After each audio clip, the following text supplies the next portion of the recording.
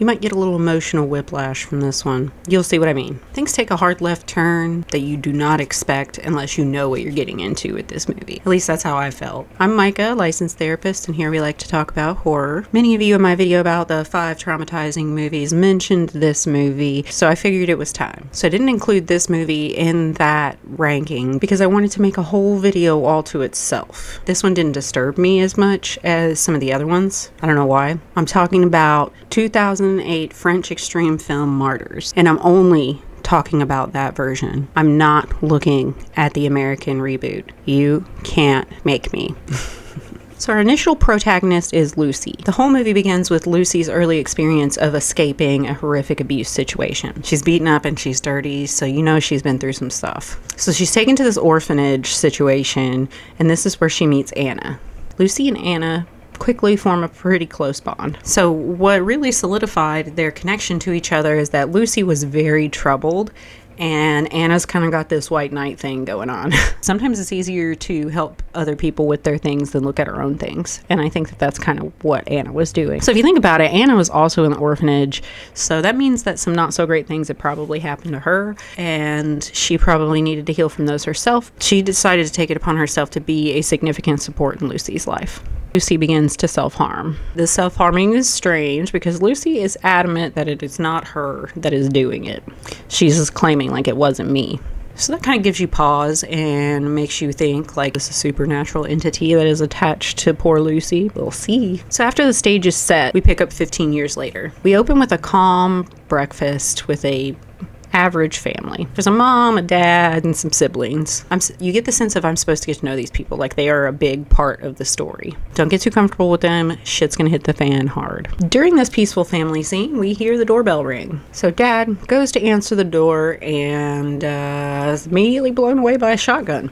Just out of nowhere. This is what I remember as the beginning from the previous time as I watched it. Lucy storms in, takes the whole family out, even one of the minor children. Lucy's making it clear that she has some issue with these people besides the massacre. She's saying the entire time she's murdering this family, like, how could you do that to me? So at this point, you know, something's going on, that these people had something to do with what happened to Lucy in the beginning of the movie. Still doesn't mean that, like, the kids deserve to be killed. Being that emotionally distraught for 15 years is extremely emotionally taxing. You can see that in Lucy's demeanor and presentation and, you know, the murders. She's clearly not in a great mental state and very troubled. She hangs out in the house after murdering this family, doesn't really try to clean up or cover her tracks at all. She even at one point dips her hand into blood. Ew. She's very dissociated, which is a common survival skill that we develop when we're exposed to significant trauma. She came by it honestly. Suddenly, there's this entity that shows up, a naked monster lady who has been blamed for Lucy's self-harming behaviors previously. She's scary. Like, I remember the first time I watched the movie, I was like, damn, is this the monster in the movie?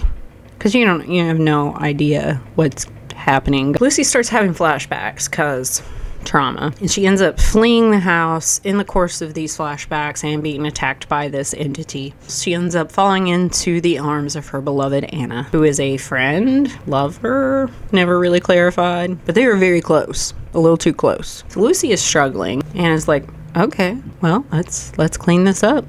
Like the definition of ride or die. And we see how well that ends up working out for her. When I see this scene, I think about like what I would do walking into that situation. All right, well, I'm gonna go outside for a minute, think about what we're gonna do here, and I will be right back, Lucy.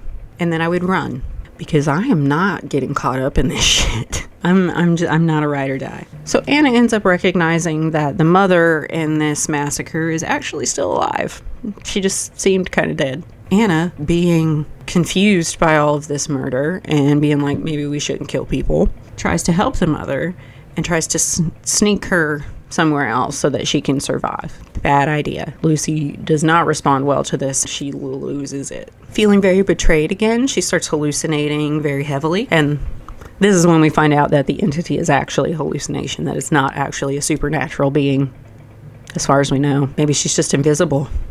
Anyway, so Lucy ends up running outside and takes her own life. I think that The intensity of her experiences and her extreme focus on revenge has kept her stuck and unable to process the trauma that she experienced and move forward. And what kicked off this decision to take her own life was feelings of invalidation from Anna. She's probably thinking, how could you do this? These people tormented me. You know how bad this is. You don't actually believe me.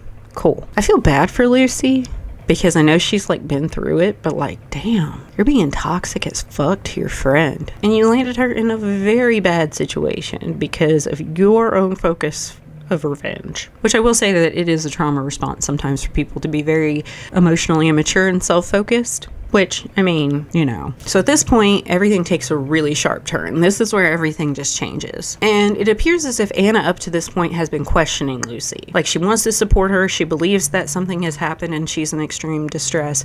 But it seems like she's just kind of like, oh man, did she just like kill this whole family for no reason? Anna may have had some doubt regarding Lucy, but not anymore. So she finds a secret passage into another part of the house.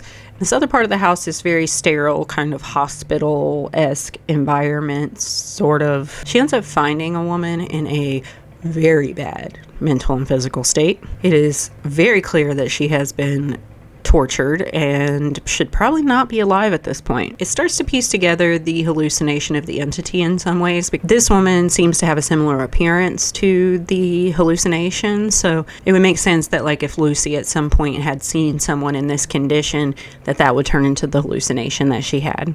So yeah, this woman has some metal screwed into her head. It's pretty gross. And it's like this metal bar she can't see, and you can tell that she has been in a state of isolation for a long time. So Anna's doing her best to try to help this woman who is way too far gone. She's freaking out, and it ends up being a situation. So this is a really rough scene because this poor woman, and you know it's human, seems very inhuman, and like much like the monster lady that Lucy hallucinated. These effects are they're good. And I was like, and she's experiencing a lot of grief and sadness related to Lucy's death. She genuinely loved Lucy and wanted to help her, and that's very clear in her mourning of Lucy. Anna's just like hanging out, and some people come along. She sat down with a woman who is known as Mademoiselle. I like to call her boss lady. Anna learns through this conversation with Mademoiselle that there is a cult of sorts, that it's a group of people who are working hard to try to figure out what, if anything, is in the afterlife. People ignore the existence of suffering. That's how our world sees it. Yet everyone's a victim. Martyrs are very rare. A true martyr is a special person. She explains to her that one of the methods of going about this process is to torture someone until they are caught somewhere between life and death, so they can kind of see on the other side but are not totally dead and can then report back to them what they see. And dissociation is your brain trying to protect you. Don't think they understood the kind of things that happen to your brain when you're in that state. So after having this explained to her and being shown the history of this endeavor, Anna realizes that this is what Lucy was being subjected to, but she escaped. And then she's like, shit, oh no. Anna is used, unfortunately, as a replacement for this project of theirs. This is where we get a real example of what's been happening to these women. They beat, abuse, and severely harm her to get her to a specific point where she's just barely alive. This part of the movie seems to last forever. I look back to be sure I wasn't like imagining things because time blindness. It was around 20 minutes from the first force feeding / beating to the point where they stopped doing things to her. So yeah, it's actually a pretty good chunk of this movie. Probably the hardest part to watch. Unflinching in terms of everything you see happening to her. You see her over time wearing down, degrading. At a certain point, they recognize that Anna appears to be in an altered state. People, when they're in this altered state, have a specific gaze in their eyes. I think it's probably like, I'm almost dead gaze, but whatever. So when this is identified, her skin is removed surgically, carefully, because I guess we gotta make it worse. And at this point, she is said to be seeing the other side. So Mademoiselle comes up to Anna to see what Anna has to say about what she is seeing. So she leans in, listens to her. We don't hear what's said. Mademoiselle has been told what Anna is seeing. At this point in the movie, we think that she is going to meet with the other cult members and tell them what they discovered and be done with this whole ordeal. Nope. Mademoiselle gives this final speech to one of the members as she appears to be getting ready. I think she's kind of like cleaning up from being ready because it seems like she's taking her makeup and everything off. She ends up telling this person that's with her that they should just keep doubting. And then she shoots herself. Etienne? Miss Defarge. Have you ever tried to imagine the other world? Everything all right? Well, have you? I'm afraid not. Keep doubting It it. ends panning into Anna's face, which is like the only skin she has left on her body.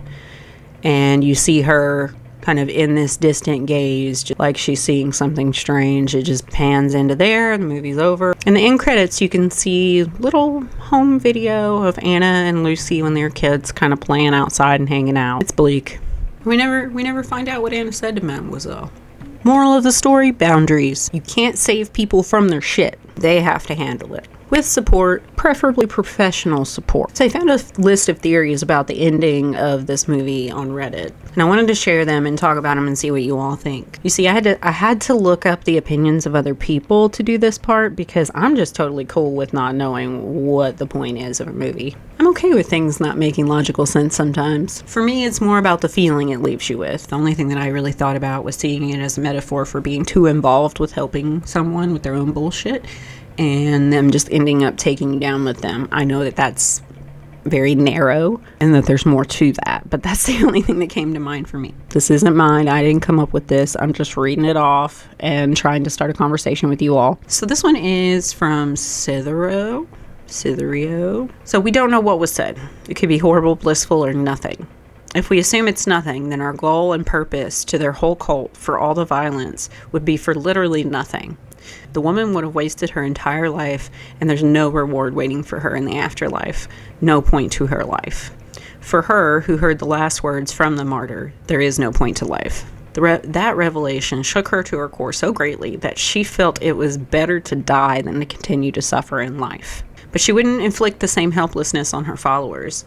So she told them to keep guessing. It was actually keep doubting. She told them that basically not knowing is better than hearing the truth. Ignorance is bliss. That's my interpretation. I feel that. So there were several other concepts that I thought were interesting, such as the idea that learning about the meaning of life makes life meaningless, which is, whoa. While the movie implies there is something in the afterlife, we have to keep in mind that when a human brain is dying, there's a lot of euphoria and different feelings that happen because neurotransmitters and endorphins being released to try to make the experience less terrible. Another idea is that doubt fuels the purpose of the journey. So when you take away the doubt, what's the point? And then there's the possibility that Anna went from a helpless victim to the hero of the story, stopping all of this that happened and making meaning from her own suffering and experience. I just love this movie. It leaves you with a feeling of just like heaviness. It doesn't leave you with like an icky, I want to shower feeling, in my opinion. There's no like sexual component to this, and I think that makes it not as gut-wrenching for some reason. But it's still really bad, and it's still, watching women get beaten. I want to hear what you think about Martyrs and what your interpretation of the ending is, because I am open to it. If you want to help my channel at all, go ahead and check out my Patreon. These are my existing patrons right now. Thank you guys. You're pretty cool. You guys are awesome. All of you, actually. Even those of you who are not on my Patreon, thank you for subscribing. It means a lot to me. It's really cool that people actually like some of the things that I've been doing here, so thanks.